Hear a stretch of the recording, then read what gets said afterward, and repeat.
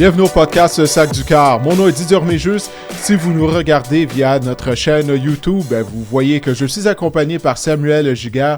En compagnie de Samuel, on va parler des rencontres qui étaient présentées à travers la NFL lors de la 13e semaine d'activité, lors des rencontres de 13h et des 16h. On sait qu'il y avait 4 rencontres qui étaient présentées plus tôt, 3 jeudi et une vendredi soir. Alors, ça va être un épisode plus court qu'à l'habitude en termes de réaction aux rencontres qui étaient présentées à travers la NFL. Et Sam, je vais te laisser y aller en premier afin de parler de la surprise de la journée. Les Panthers à Caroline recevaient les Rams de Los Angeles. Les Rams étaient classés numéro 1 à travers tous les power rankings ou à peu près. C'était l'équipe de l'heure de la NFL. Mais là, on s'est fait surprendre en Caroline par les Panthers sous la pluie battante. Matthew Stafford a été victime de 3 revirements. Le résultat, c'est que la séquence de 6 victoires des Rams est terminée. Et oui, ils ont perdu 31-28 contre les Panthers de la Caroline. Par où tu veux commencer avec cette grande surprise? On peut commencer à plusieurs endroits. Mais moi, ce qui me fascine des Panthers en ce moment, puis en même temps, ce qui me cause beaucoup de confusion, c'est j'ai vraiment de la misère à me faire une idée du type de joueur que Bryce Young est. Parce que plusieurs fois, peut-être même trop souvent, je me suis dit ce gars-là ne devrait pas être dans la NFL. Non seulement c'est un bust à titre de choix de première ronde, mais il devrait même plus évoluer dans la NFL. Puis là, tu l'as vu quelques fois sortir des grosses games durant l'année. Puis là, encore une fois, aujourd'hui, au 4e quart, il a été excellent. C'est ça, à toutes les fois où je suis prêt à lancer l'éponge puis dire « OK, c'est terminé », ben là, il nous sort une game comme ça, puis il bat la meilleure équipe de la NFL, l'équipe de l'heure, après avoir battu une autre grosse équipe il y a quelques semaines. Que ça, d'une part. Sinon, que dire des 2 4e essais que les Panthers ont eus? Dave Canales, j'ai envie de l'appeler Big Balls Canales parce que ce gars-là a pas froid aux yeux. Tu sais, c'est une chose d'y aller sur le 4e essai. On sait que statistiquement, ça fait beaucoup de sens. Mais de tenter un jeu explosif, de tenter une passe de plus de 20 verges sur un 4e essai, là, c'est pas la même game. Là. On parle pas du même genre de jeu. Les pourcentages que les passes de plus de 20 verges soient complétées, c'est beaucoup plus mince là, que d'y aller avec un QB sneak. Alors non seulement on a tenté 2 jeux explosifs au 4e essai, on a réussi, puis c'était au 4e quart, là, quand l'issue du match est vraiment en jeu. On fait pas ça sur la deuxième séquence à l'attaque au premier quart, puis si ça fonctionne pas, puis on a un revirement sur essai, là, on a tout le reste de la rencontre pour se reprendre. Là, c'est vraiment l'issue du match est décidée là, avec ce jeu-là. Puis chapeau aux Panthers. Chapeau aussi à Chuba Hubbard. Ça faisait une couple de semaines qu'on l'avait pas vu explosif comme ça. Ouais, c'est vrai. Dynamique comme ça. Je regarde sa moyenne de course, 4,9 par portée. Lui aussi, là, il a réussi un jeu explosif par la passe, il est impliqué dans le jeu aérien. Puis j'aime toujours souligner que c'est un joueur canadien. Fait que ça, c'est le fun à voir. Un gars qui fait un joueur canadien qui fait la différence, là, puis qui réussit à sortir une grosse équipe comme les Rams, là, qui était l'équipe de l'heure. Ouais, écoute, face à Bryce Young, je suis comme toi. Tu sais, je suis confus. Il y a 2 semaines, si je me souviens bien, il avait passé pour 448 verges par la passe contre les Falcons d'Atlanta. Il avait établi un record de concession pour le plus grand nombre de verges en un match. Puis là, lundi soir dernier à San Francisco contre les 49ers, les Niners avaient tout fait pour donner le match aux Panthers. Brock Purdy connaissait vraiment un mauvais match. Il avait été victime de 3 interceptions en première demi. Puis malgré tout, on était incapable de transformer les revirements en touchés. C'est que d'une semaine à l'autre, je ne sais pas quel Bryce Young va se présenter, puis quelle équipe des Panthers de Caroline également va se présenter. Mais aujourd'hui, ce sont vraiment les revirements là, qui ont coulé le navire des Rams de Los Angeles. Matthew Stafford, si je ne me trompe pas, il n'avait pas été victime, Sam, d'interception depuis la 3e semaine d'activité. Oui, c'est un bon point. Ouais, il avait toute une séquence. Puis là, 2 interceptions. et un échappé. Non seulement ça, une interception retournée dans la zone des buts pour un touché, une autre interception dans la zone des buts. Tu sais, ça, c'est le péché capital numéro 1 chez les carrières.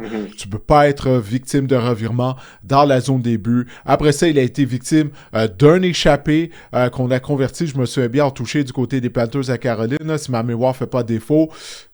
Bref, c'est ça. Ce sont les revirements qui ont fait mal aux Rams de Los Angeles. Je ne sais pas s'ils avaient pris à la légère les Panthers ou quoi, après avoir regardé les bandes vidéo de la performance à Caroline lundi soir dernier à San Francisco.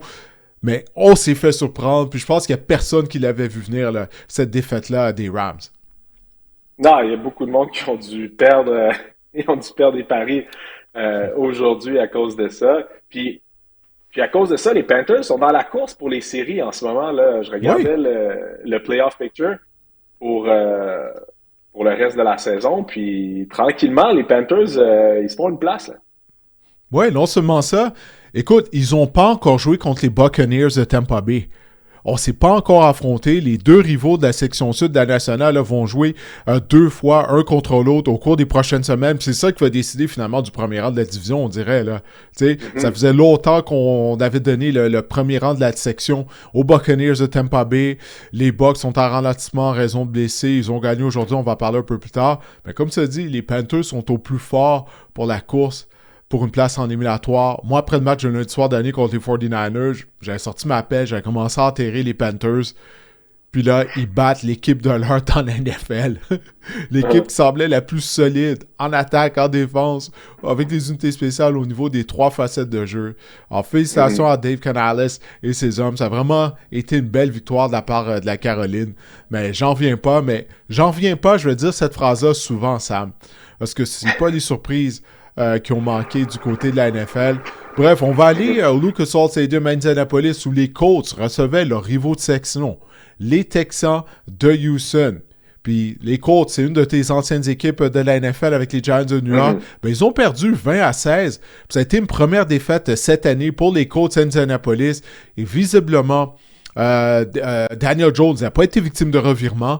Mais il n'était pas à 100%. Jones joue en dépit d'une fracture à une jambe. Puis ça paraissait vraiment. Alors, on lui a pas demandé de courir. Puis même lorsqu'il remettait le ballon au porteur de ballon où il faisait des reculs de passe, ça paraissait là, qu'il était ennuyé par cette blessure.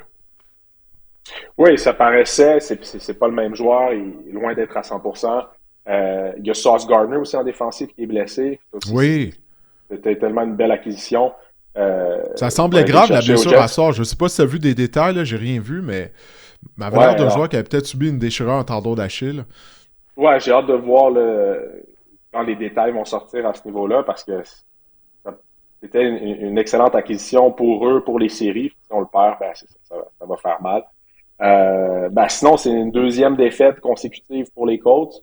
Une troisième en 4 matchs. Tu sais, on avait commencé en feu.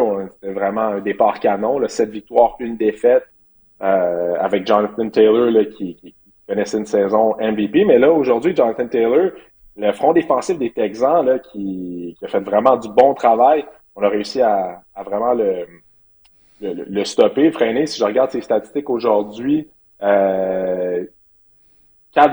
verges de moyenne, ce qui est en deçà de sa moyenne habituelle, c'est quand même pas mauvais, mais considérant qu'on joue contre le meilleur running back cette saison, front défensif des Texans qui a fait du bon boulot. Puis sinon, ben c'est ça. Daniel Jones, tu peux pas lui demander. En fait, ce qu'on lui a demandé de faire aujourd'hui, on devrait pas demander ça en arrière. C'est correct de jouer blessé, mais là, jouer en dépit d'une fracture, à un moment donné, il faut se rendre compte que là, tu n'es même plus à 50%. Tu es en dessous de ça. Puis peut-être ton substitut est pour le même niveau, mais si lui au moins est à 100%, ben, ça va te donner une meilleure performance. Ben, je pense que ça en dit beaucoup sur qu'est-ce qu'on pense d'Anthony Richardson. Je sais pas qu'est-ce que toi t'en penses, mais le fait qu'on préfère avoir Daniel Jones sur une jambe avec la mobilité complètement réduite, je pense qu'on n'a vraiment pas confiance en Anthony Richardson du côté des Colts. Non, mais le truc, c'est que Daniel Jones est bon au sol. Si tu le sais qu'il n'y a aucun risque qu'il court avec le ballon, ben là, ça change beaucoup de choses au sein de la défensive adverse. ça simplifie les choses, beaucoup moins de risques. Tu peux vraiment commit à 100% pour stopper Jonathan Taylor. Tu le sais qu'il n'y a aucune chance que Daniel Jones conserve le ballon sur un RPO puis il décide de courir avec la balle. Tu sais. Donc, Ouais. donc c'est ça leur enlève beaucoup d'avantages à l'attaque. Puis c'est une défaite aujourd'hui contre les Texans. Non seulement c'est un match de division parce que les deux sont dans le AFC South, mais c'est un match qui fait mal parce que là, ça vient de permettre aux Jaguars de prendre le premier rang là, Mhm. dans la division. Puis c'était jusqu'à il y a un mois, ben, c'était clair pour tout le monde que les Colts allaient remporter la division. Là. Puis là, ben là, on est rendu deuxième. Puis là, si les séries commençaient aujourd'hui, ben on serait dans le wild card. Donc, c'est vraiment pas le même portrait pour les Colts aujourd'hui que ce l'était là, il y a un mois. Là. Ouais, il y a vraiment beaucoup de choses qui sont en train de changer du côté de la NFL. Là. Tu sais, la section nord-américaine, on va en parler un peu plus tard, mais il y a bien des choses qu'on avait pris pour acquises il y a un mois.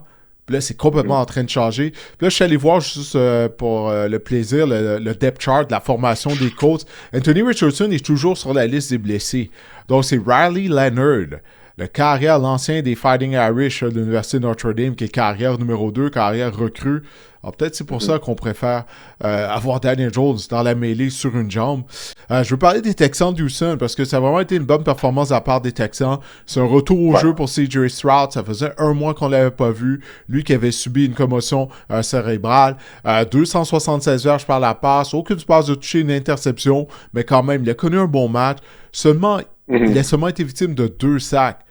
Puis là, il semble qu'on t'envoie de régler nos problèmes au niveau de la protection des Texans de Houston. Si c'est le cas, Mm-hmm. ça, c'est vraiment une bonne nouvelle pour les Texans de Houston. 64 verges au sol pour Woody Marks. Les Texans, Sam, sont au plus fort là, pour la course au premier rang de la section sud américaine. Puis rappelle-toi, ils avaient commencé la saison avec une fiche d'aucune victoire et 3 défaites. Depuis l'an 2000, il y a seulement une équipe qui a commencé 0-3 qui a été en mesure de participer aux éliminatoires. C'est les Texans d'Houston en 2008. Là, peut-être que je me trompe avec l'année. Bref, là, on est de retour avec un dossier de 7-5. Là, on est juste, un match derrière les Colts. En plus, tu sais, comme tu as mentionné, les Colts, il y avait vraiment toute une avance en tête de la division, mais tout ça, ça a changé. En tout cas, j'ai hâte de voir la suite des choses. C'est vraiment intéressant là, pour le dernier droit de la saison régulière, là, le fait que Houston a été en mesure de vaincre Indy 20-16. Il y a un match que Ben ouais. j'avais hâte de voir. Ouais, vas-y, je sais pas, est-ce que tu veux racheter Ben, quelque juste chose? Ben non, mais je voulais juste partager là, un peu ou faire écho à ce que tu viens de dire. Les Texans, ils ont le momentum là, vraiment en deuxième moitié de saison. Puis s'ils parviennent à se tailler une place en série, ben c'est ce genre d'équipe-là qui peuvent être dangereuses. Là. Tu l'as dit, on a commencé 0-3. Là, c'est 6 victoires dans les 8 derniers matchs. CJ Stroud qui revient. Nico Collins, quel match aujourd'hui, là, près de 100 verges par la passe, puis sur le Un touché au reverse, sol. sur le balayage, là. Ouais, touché au sol en plus. Non, il y a beaucoup de choses qui fonctionnaient pour les Texans aujourd'hui. J'ai hâte de voir la suite pour eux. Là. Ça pourrait être vraiment une équipe à surveiller. Ouais, définitivement. En parlant de joueurs qui ont connu un bon match, Alec Pierce, receveur des Colts, tu sais, 4 réceptions, 78 verges, un touché. Il réussit régulièrement à les attraper, contester. Tu sais, c'est un Ouais, gros ben ça, bonhomme. j'avais. Ouais, 6 pieds 3 pouces. Il vient d'une famille de joueurs de basket en plus. Puis à 6 pieds 3 pouces, c'est le plus petit de sa famille. Puis ça paraît qu'il vient d'une famille de joueurs de basketball. Parce qu'il les attrapé, contesté, il les réussit tout le temps. Il sait comment, tu sais, boxer out les joueurs. Là, excuse-moi, je trouve pas d'expression en français. En Ben, il utilisant sait son comment se corps. positionner. Il sait comment Ouais, se c'est ça, se positionner. positionner, ouais. Puis le parallèle avec le basketball est excellent parce que c'est comme si tu vas pour un rebound, tu sais. Puis avant même que tu le dises, quand tu as mentionné le nom d'Alec Pierce, c'est ça qui m'est venu en tête. C'est que les Ouais. catchs difficiles, les catchs contestés, ce qu'on appelle les 50-50 balls, ben plus souvent qu'autrement, c'est lui qui redescend avec, là. Ouais, définitivement. En tout cas, c'est vraiment un bon joueur. Mais j'ai hâte de voir la suite des choses. J'ai hâte de voir cette fin de saison-là du côté de la section sud de l'AFC. Puis là, Ah ouais. soudainement, ça devient une course à trois. Comme tu as mentionné, on va parler plus tard des Jaguars, mais ce sont eux, mettons, qui sont en tête de la division. Les Bills de Buffalo, moi j'avais hâte de voir ce match-là. Les Bills étaient à Pittsburgh. Ils affrontaient les Steelers. La dernière fois qu'on a vu les Bills, souviens-toi, c'est lors d'un match jeudi soir, la semaine dernière, où les Bills, écoute, ils avaient s'est fait rosser par la défense des Texans d'Houston. Les Texans avaient réussi 8 sacs au départ de Josh Allen. Puis là, je me disais, ben écoute, les Steelers sont bien équipés au sein du front de la défense avec TJ Watt et compagnie pour peut-être appliquer de la pression constante de la même façon sur Josh Allen. Écoute, Sam, ça n'a pas du tout été le cas. Les Bills ont gagné de façon convaincante à Pittsburgh, 26-7. Et ce que j'ai aimé du côté de Buffalo, c'est qu'on s'est rabattu sur notre jeu au sol. Les Bills étaient privés de leurs 2 bloqueurs partants. Là, c'était pas le temps là, de mettre tout le plan de match sur les épaules de Josh Allen, d'avoir une quarantaine de reculs. Puis on a utilisé James Cook, que je sais pas pourquoi en deuxième demi la semaine dernière contre les Bills, justement, on avait oublié de lui remettre le ballon. James Cook a connu un fort match. Plus de 100 verges pour lui. Là, j'essaie d'avoir les statistiques exactes de sa performance à Cook. Bon, j'ai ça ici. Écoute, ça a été 32 courses. 32 courses, Sam, pour 144 verges. Au total, les Bills ont gagné 249 verges au sol. Dans l'histoire du Acrisure Stadium, anciennement Heinz Field, à Pittsburgh, c'est le plus grand nombre de verges au sol accordé par les Steelers depuis qu'ils jouent dans ce stade au début des années 2000. Cette défense-là des Steelers, elle ne rencontre pas le standard là, des unités défensives dans l'histoire des Steelers de Pittsburgh. Puis là, il n'y a pas juste ça, il y a l'attaque. OK, on sait qu'Aaron Rodgers s'ennuie par une blessure au poignet gauche, donc il ne fait pas prendre les remises sous le centre. Mais on a marqué juste 7 points, Sam. Juste 7 points. Chapeau Bills, sont allés en territoire hostile, ils ont donné une baffe aux Steelers, surtout en deuxième demi, puis on l'a fait avec robustesse, avec le jeu au sol. Chapeau à Joe Brady, le coordinateur à l'attaque des Bills, qui s'est ajusté sans ses bloqueurs partants. Il s'est rabattu sur le jeu au sol. Alors, les Bills ont fait 8 victoires et 4 défaites. Donc, ils restent derrière les Patriots qui vont jouer lundi soir. Ils vont recevoir les Giants de New York au sein de la section ouest de l'américaine, mais on reste dans la course quand même pour le premier rang. J'en ai dit beaucoup. Je ne sais pas, toi, qu'est-ce que tu as retenu de cette rencontre-là? La performance des Bills ou la contre-performance des Steelers de Pittsburgh qui ont maintenant un dossier égal à 500 de 6 victoires et 6 revers? Mm-hmm. Ben, du côté des Steelers, c'est sûr qu'Aaron Rodgers s'est fait brasser puis à son âge. C'est pas comme ça que les Steelers vont avoir du succès. Il faut faire un meilleur travail. Quel plaqué de Nick Bosa à ses dépens, hein? Ouf. Calice! De Joey Bosa, j'ai dit Nick, mais Joey Bosa plutôt. Ah ouais, non, puis ça a été un point crucial dans le match. Mais sinon, tu as bien fait de parler de James Cook parce que non seulement il est en train d'avoir la meilleure saison de sa carrière, James Cook, là, il a couru pour plus de 1000 verges dans les 2 dernières saisons, mais là, il vient déjà de franchir le cap des 1000 verges, puis il reste encore plusieurs matchs à jouer. Puis quand on regarde la saison des Bills cette année, quand on l'implique pas dans le cahier de jeu, quand on ne l'implique pas dans le système offensif, puis qu'on demande à Josh Allen d'être le one-man show puis d'essayer de faire le Superman, ben c'est là qu'on a des problèmes. C'est là qu'on a trop de revirements, puis on se creuse un trou duquel on n'est pas capable de sortir. T'sais. Mais quand on remet le ballon à James Cook, ben ce gars-là, il fait des dommages là, contre tous les fronts défensifs. Puis aujourd'hui, ben, c'était la même chose qu'il a fait depuis le début de l'année quand on met l'emphase sur le jeu au sol, puis on lui donne le temps de trouver un rythme. C'est sûr que quand tu demandes à ton running back de porter le ballon seulement 12, 13, 14 fois dans le match, il rentre jamais dans un rythme, il devient jamais confortable. Puis là, il essaie de trouver le home run, il essaie de trouver la grosse brèche pour pouvoir exploser. Puis là, on hésite, on attend la brèche, elle vient pas, plaqué pour perdre. Mais quand tu donnes le ballon jeu après jeu à ton running back, ben il sait que il va aller prendre 2-3 verges, puis il sait que tôt ou tard, ben là, il va être capable d'en exploser une. Puis là, de faire ça aujourd'hui, ben ça a donné le résultat qu'on voit. Puis non seulement ça, mais quand je regarde le temps de possession, les Bills ont eu le ballon plus de 40 minutes du temps. Ils ont Puis dominé. les Steelers, moins de 20 minutes. Fait que c'est 2 tiers pour les Bills, 1 tiers pour les Steelers. T'sais, comment tu veux avoir l'opportunité de marquer des points du côté des Steelers si tu as le ballon même pas 20 minutes dans le match? Fait que c'était un plan de match excellent pour les Bills. Puis ils ont exécuté d'une super belle façon. Puis s'ils sont capables de ne pas déroger de ça, puis continuer à impliquer James Cook, ben là, c'est les Bills qui vont être à surveiller là, durant les séries. Ouais, parce que ils ont complètement contrôlé le rythme du match.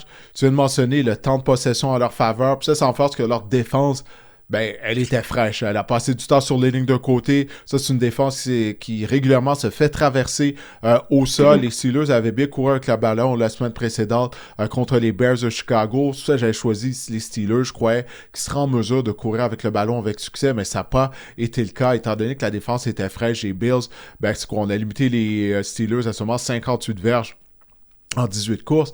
Mais moi, je suis comme toi. Moi aussi, je crois vraiment que l'attaque des Bills est à son mieux lorsqu'on implique James Cook.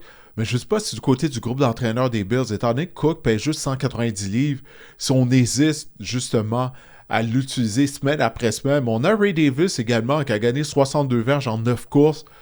Tu sais, je peux comprendre qu'on est réticent à utiliser à outrance un porteur de ballon de moins de 200 livres, mais pourquoi pas impliquer Ray Davis encore plus, tu sais, afin justement d'utiliser le jeu au sol de façon régulière, si on peut dire, à toutes les semaines. Mais vraiment, bon travail encore une fois de la part du collateur Joe Brady d'être arrivé avec ce plan match et de Sean McDermott. J'aimerais ça t'entendre sur les Steelers, parce que les Steelers, autant que les Ravens de Baltimore, les deux équipes ont des fiches identiques maintenant de 6 victoires et 6 défaites. Elles n'ont toutefois pas encore joué une contre l'autre. Tu vois, ça, c'est une autre division. Là, il y a des grosses confrontations au niveau de toutes les divisions qui s'en viennent au cours des prochaines semaines. On va s'affronter 2 fois d'ici la fin du calendrier régulier. Mais moi, les Steelers, personnellement, ils m'inquiètent énormément. Il faut appuyer sur le bouton panique. On est en perte de vitesse, Sam. C'est quelque chose que je trouvais durant la saison morte. L'arrivée d'Aaron Rodgers, 41 ans. L'arrivée de Jalen Ramsey, qui est maintenant âgé dans la trentaine, si bien qu'il ne joue plus à la position de demi-coin, il joue à la position de maraudeur. TJ Watt, on lui a donné une prolongation de contrat, il est âgé dans la trentaine. Même chose pour Cam Hayward. On est vieux, puis je pense que c'est pour ça qu'on est en perte de vitesse du côté des Steelers. Rendu là, demain c'est le 1er décembre, lundi, on enregistre le podcast ce dimanche soir. Les équipes qui sont vieillissantes, ça paraît rendu à la fin novembre, rendu au mois de décembre. Puis je crois que c'est exactement ça qui est en train d'arriver aux Steelers de Pittsburgh. Jumelé au fait qu'on n'a pas de receveur numéro 2 derrière DK Metcalf. Qu'est-ce que tu penses de tout ça? Qu'est-ce que tu penses des Steelers? Puis est-ce qu'ils vont être capables de se qualifier pour les éliminatoires? Ben, ça reste à voir. Tu as parlé des Ravens. La porte est encore grande ouverte pour les Steelers parce que les Ravens ne jouent pas de façon convaincante en ce moment. Et même pour les Bengals, Sam, en passant. J'arrive pas à croire que je suis en train de dire ça. Mais les Bengals sont encore en vie grâce à leur victoire de vendredi soir contre les Ravens. La rencontre a lieu jeudi soir plutôt, oui. Ouais, puis quand Joe Burrow est sur le terrain, on peut pas lancer l'éponge sur les Bengals. Mais non, pour revenir aux Steelers, oui, tu as raison. Quand t'es joueur de premier plan, les meilleurs joueurs dans ton équipe sont vieillissants, sont en fin de carrière, ben ça se peut que rendu à la fin de la saison, on manque de jus, là, on manque de vitesse, on manque d'énergie. C'est peut-être un peu ça qui se passe. Tu parlais de DK Metcalf qui est pas très entouré là, dans le receiving core. Il y a quelques semaines, à la fin de la période au trade deadline, on aurait pu aller chercher un joueur. On avait l'opportunité d'aller chercher un joueur. Il y avait Jalen Waddle qui était disponible. Puis on n'a pas voulu faire de move. Est-ce que c'est ça qui va faire en sorte que les Steelers seront pas capables d'accéder aux séries? Ben, ça reste à voir. Je pense que le match où ils vont avancer les Ravens va être déterminant sans aucun doute. Ouais, définitivement, c'est là que ça va jouer à section, puis peut-être que les Bengals vont se faufiler entre les deux équipes et terminer en tête de la section. Imagine-toi, ça arrive, mais moi, je crois pas aux Bengals. Tôt ou tard, leur mauvaise défense va venir les rattraper. Là, ça, c'est sûr, ça va leur nuire. Écoute, bon, je parle des Bengals. On va rester dans l'état de l'Ohio. Les Browns recevaient les 49ers de San Francisco. J'avais choisi les Browns, ça, moi, pour causer une surprise. J'avais choisi plusieurs surprises cette semaine. Je me sens emporté pour certains matchs. Je crois que la défense des Browns allait faire la vie dure à Brock Purdy, qui avait été victime de 3 interceptions lundi soir dernier contre les Panthers à Caroline. Ben, ça n'a pas été le cas. Les Niners ont gagné 26 à 8. Puis ça fait ça que Shedeur Sanders a perdu son premier départ à domicile. Qu'est-ce que tu as retenu de cette rencontre? Je vais t'avouer que celle-là, je ne l'ai pas regardée. Mais oui, je m'attendais à ce que Myles Garrett et le front défensif des Browns causent du dommage là, contre la ligne à l'attaque des Niners puis contre Brock Purdy. Mais Brock Purdy, il a tenu son bout dans la pochette protectrice. Puis tu sais, c'est un front défensif qui est très coriace, celui des Browns. Fait que chapeau à Purdy, mais j'ai pas plus de feedback à te donner parce que c'est pas un match que j'ai regardé aujourd'hui. Ouais, toi, t'as mis les Browns. T'en as fini avec les Browns déjà, là. Toi, tu t'es dit, regarde, on est rendu au mois de décembre. J'ai plus besoin de regarder les Browns. Je peux pas te blâmer. Myles Garrett a réussi un sac. Ça fait en sorte qu'il ne lui en manque que 4 pour établir le record de la LFL pour le plus grand nombre de sacs du corps. Il est rendu à 19. Là. Imagine-toi, c'est vraiment phénoménal la saison qu'il est en train de connaître, malgré le fait que les Browns ont jamais l'attaque, ont jamais l'avance. Mais écoute, on va donner crédit aux 49ers. Ils ont fait ce qu'ils avaient à faire face aux Browns de Cleveland. Le sac de Myles Garrett, c'est le seul sac qu'on a concédé aux Browns, qui avait réussi 10 la semaine précédente contre les Raiders à Vegas. Pour Shedeur, 16 en 25, 149 verges, une passe de toucher. Il n'a pas été victime d'interception. Il a été victime de 3 sacs du quart toutefois. Mais écoute, c'est un carrière qui fait juste le deuxième départ de sa carrière recrue. Alors, par moment, on voit des bonnes choses de sa part. Ben bon, c'est rien de concluant, mais au moins, si on peut lui donner une audition d'ici à la fin de la saison régulière, ben on aura une meilleure idée de ce qu'il est capable de faire ou non. Puis peut-être on repêchera encore une fois un autre carrière du côté des Browns de Cleveland. Mais moi, je suis vraiment impressionné par les Niners avec tous les blessés qu'ils ont. Ils présentent maintenant un dossier de 9 victoires et 4 défaites, Sam. En tout cas, ça, c'est vraiment à l'honneur de Kyle Shanahan et de son groupe d'entraîneurs.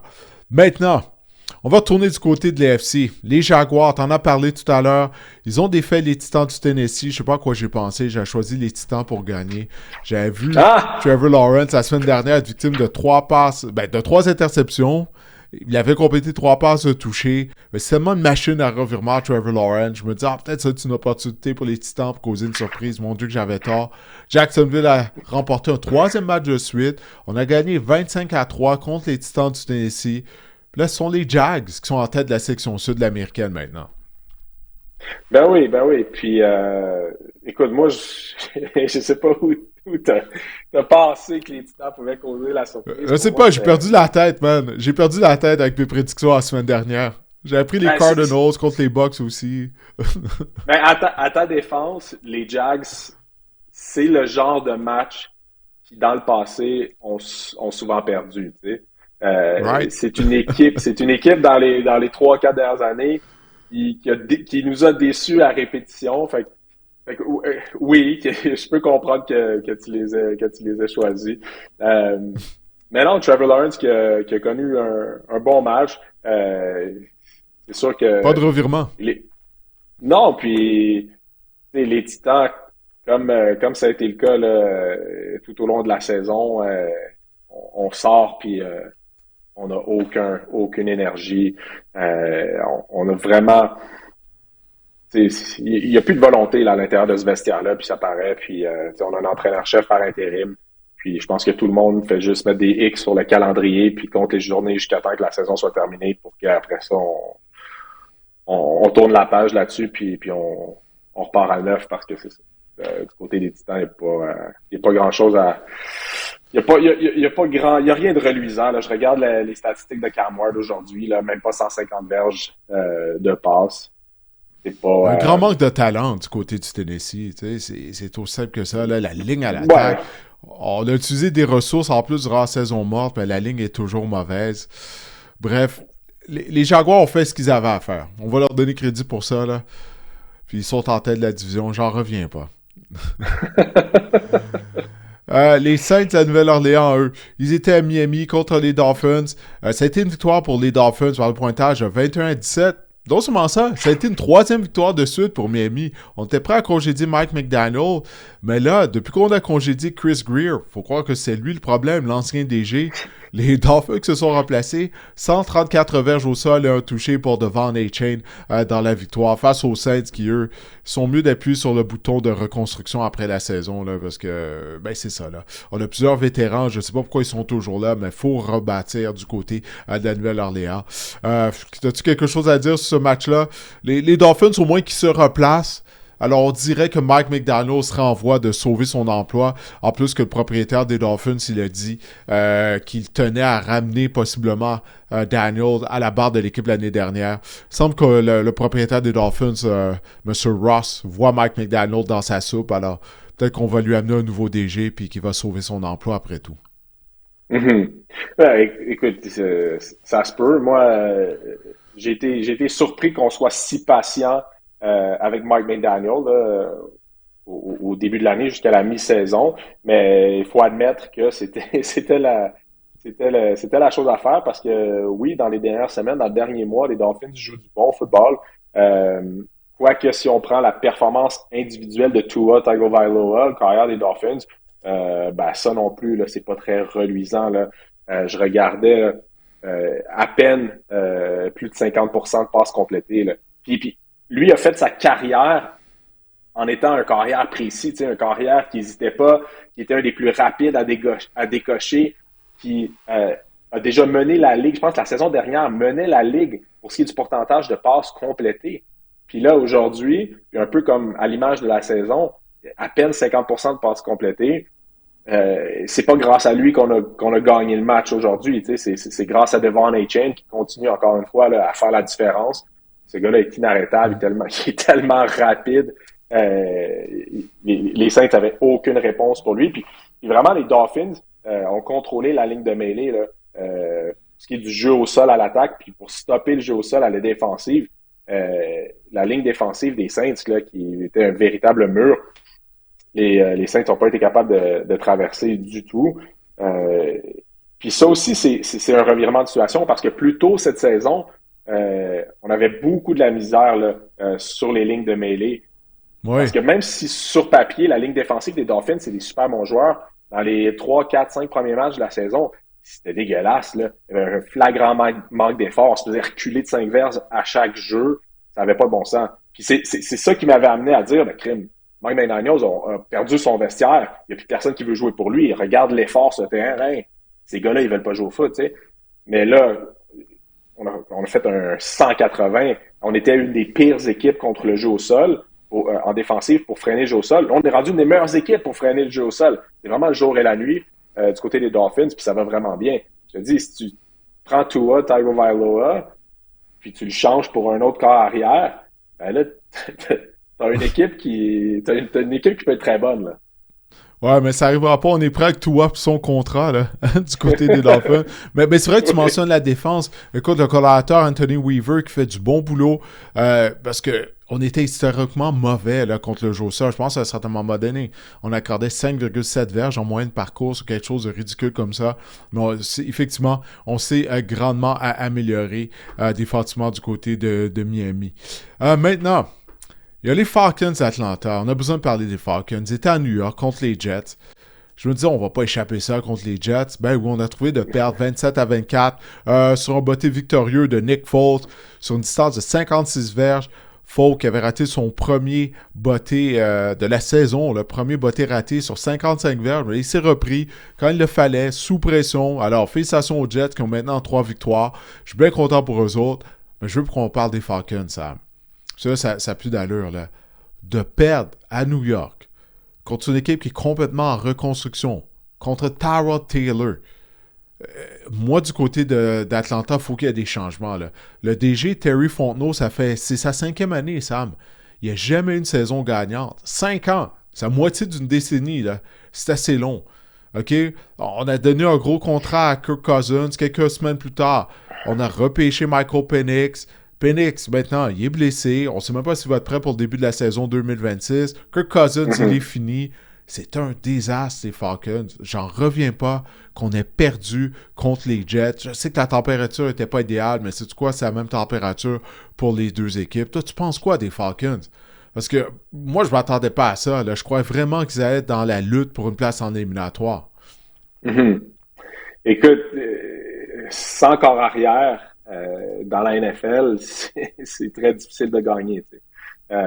Puis là, les Falcons, sans Penix Jr., sans Drake London aussi, ben là, c'est pas facile. Là, t'as pas ton carrière, t'as pas ton receveur numéro 1. Tu joues contre les Jets, Sam, quand même. Les Jets. Ouais. Oui, écoute, je pense qu'il faut vraiment pointer le doigt à la défensive des Falcons là-dessus, parce que tu as parlé de Tyrod Taylor, qui lui aussi est un corps arrière qui il a plus beaucoup de gaz dans le tank, là, ce gars-là. Puis là, au 4e quart, il avait l'air de Patrick Mahomes, là. réussi à aller chercher des premiers essais avec ses jambes. Il a fait des passes dans des moments clés. Puis il a réussi à revenir de l'arrière et faire gagner son équipe. Fait que, chapeau à Tyrod Taylor de nous avoir montré cette performance-là, mais clairement, comme tu l'as dit, les Falcons n'auraient pas dû échapper ça. À l'attaque, même si Kirk Cousins est un carrière fini, comme tu dis, ben on a quand même un des meilleurs champs arrière de toute la NFL, avec Algier puis Robinson. Puis Bijan Robinson, il a fait le travail aujourd'hui. Là. Il a eu une méchante game. Mais, 142 verges au sol et 51 par la passe. C'est ça, mais il faut que les trois phases du jeu s'appuient l'un l'autre. Puis dans le cas de la défensive, ben aujourd'hui, on s'est pas présenté. On a un dossier de 4 et 8 du côté des Falcons.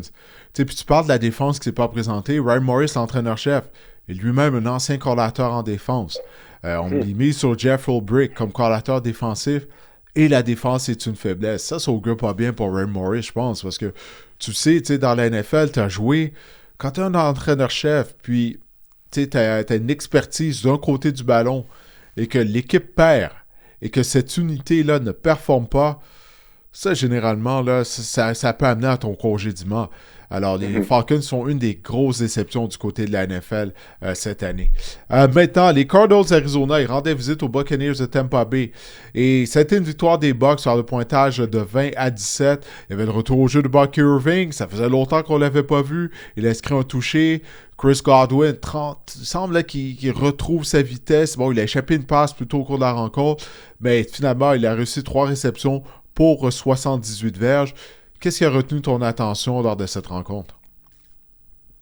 Ben, moi, j'aime beaucoup Bucky Irving. C'est un gars qui amène beaucoup d'énergie. Tu le vois là, dans le caucus, tu le vois sur le terrain. C'est le genre de porteur avec qui j'aurais adoré jouer, c'est sûr. Puis de le revoir sur le terrain aujourd'hui, ben ça a fait de ma journée. Puis de le voir marquer un touché aussi. Là. Puis tu l'as vu toute l'énergie là. Dans la zone de toucher, dans l'end zone, après son toucher. Ça c'est Brasson avec Baker Mayfield. Ben ouais, c'est ça, tu sais. Puis ça rallie une équipe. Puis Baker, c'est Baker.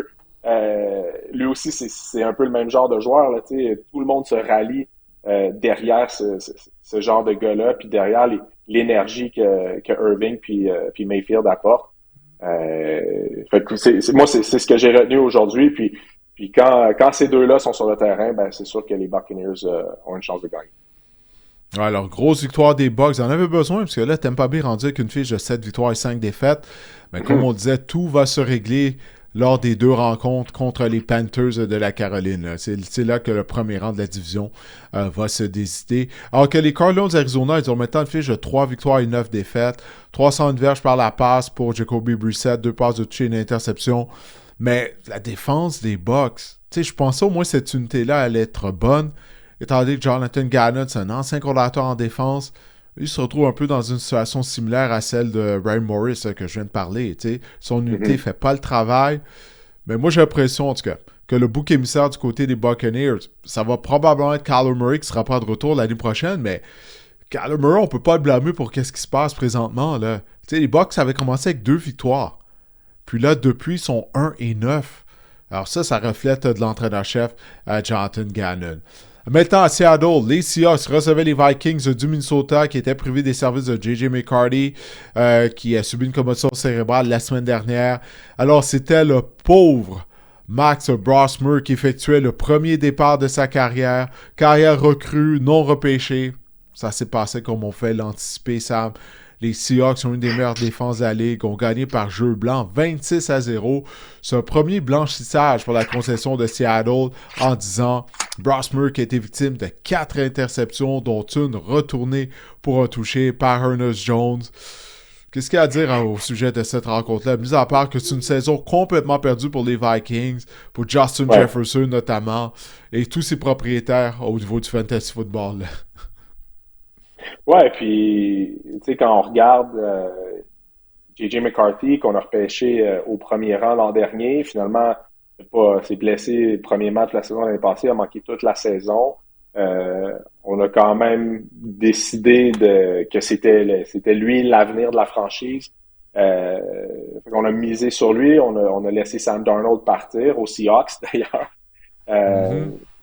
Puis là encore, J.J. McCarthy, pas été beaucoup sur le terrain cette saison, tu sais.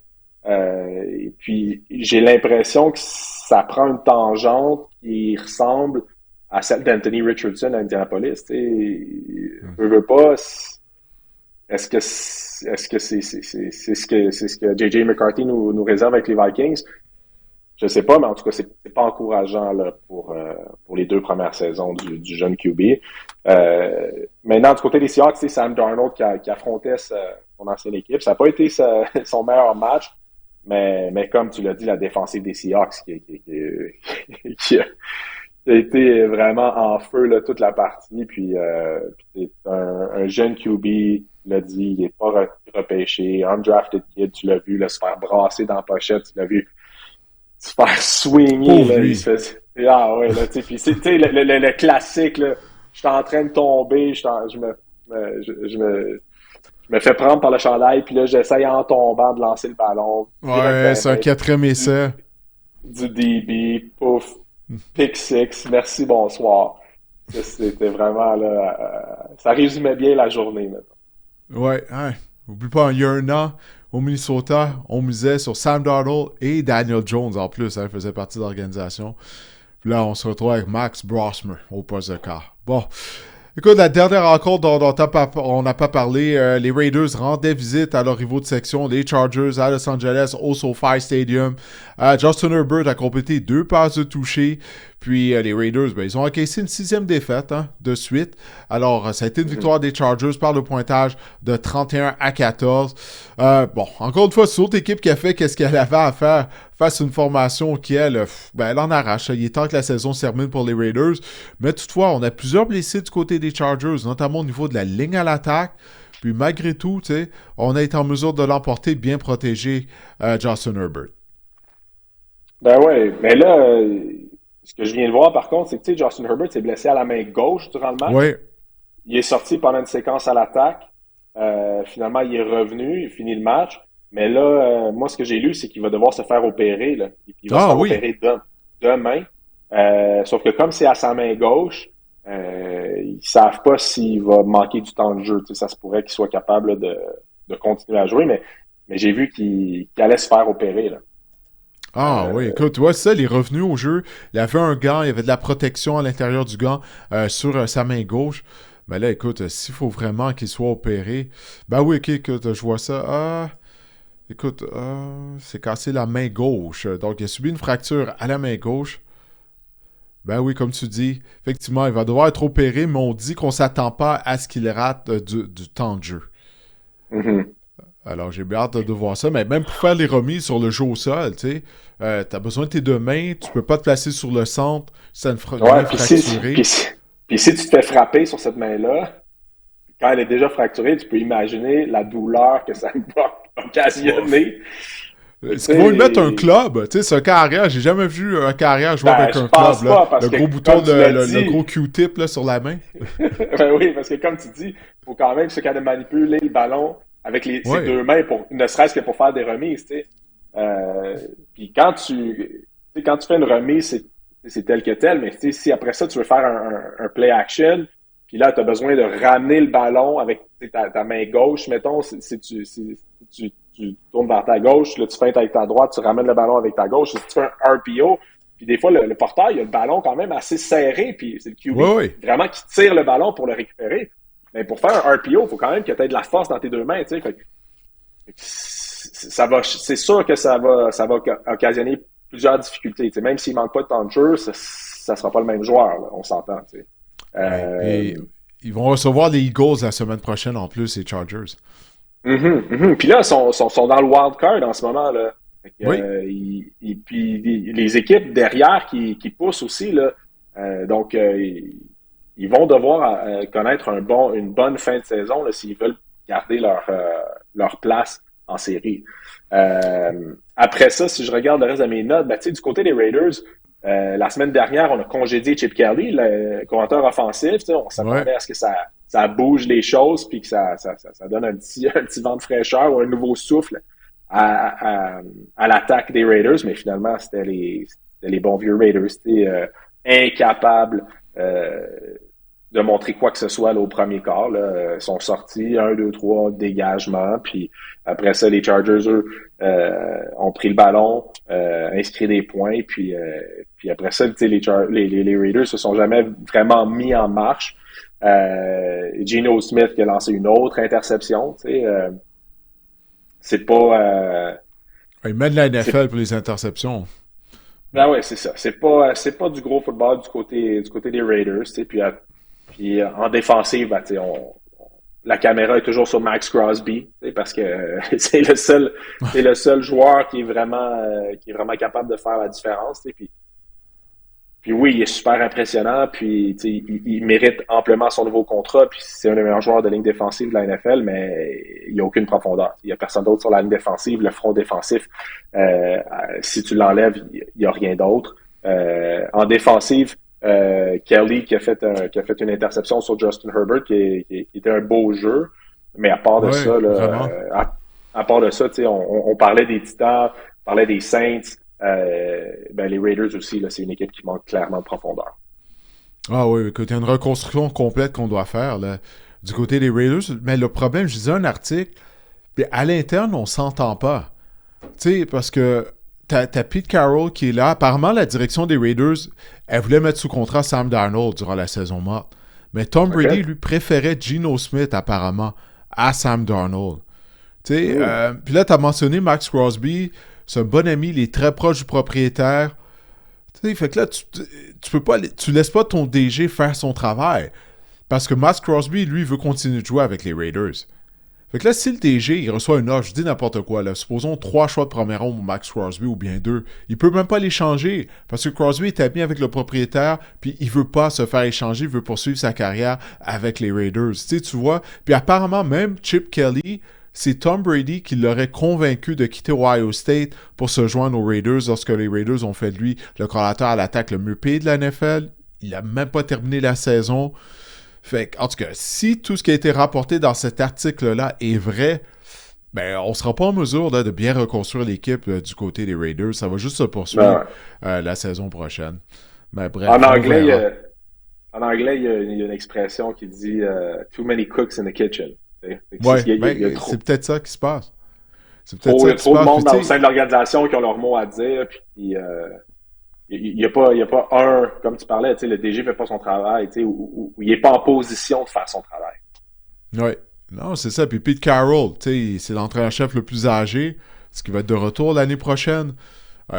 Donc, en tout cas, il y a beaucoup de questions autour des Raiders. Bref, alors félicitations aux Chargers qui ont été en mesure de l'emporter. On verra si Justin Herbert sera en mesure de jouer la semaine prochaine en dépit de cette fracture à la main gauche. Bon, écoute Sam, on a fait le tour. Je te remercie d'avoir accepté mon invitation, en fait, jaser des rencontres à travers la NFL. En tout cas, ça promet. Écoute, là, ça va être quoi? La semaine 14 la semaine prochaine. Donc, semaine 14, 15, 16, 17, 18. Ça va aller vite, là. Ça s'en vient intéressant, là.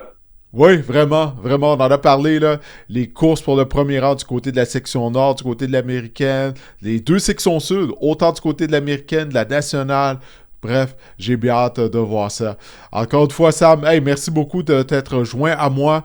J'espère que cet épisode du podcast vous a plu, oui. On sera de retour mercredi lorsqu'on mettra la table et on va y aller de nos prédictions pour la 14e semaine d'activité. Je suis certain que ça va mieux aller du côté de mes prédictions pour la semaine prochaine. Allez, portez-vous bien.